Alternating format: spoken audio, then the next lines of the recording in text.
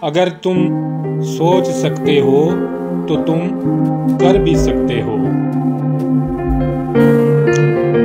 وہ کرو جو صحیح ہے، نہ کہ جو آسان ہے۔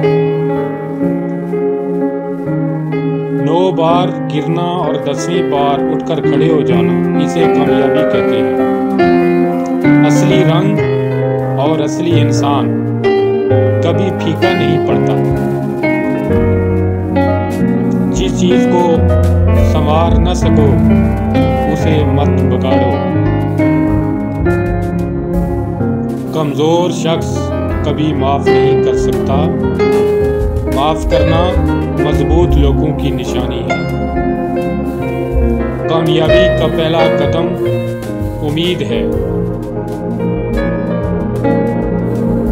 اگر اندھیرا نہیں ہوتا تو ہم کبھی روشنی تلاش نہیں کرتے۔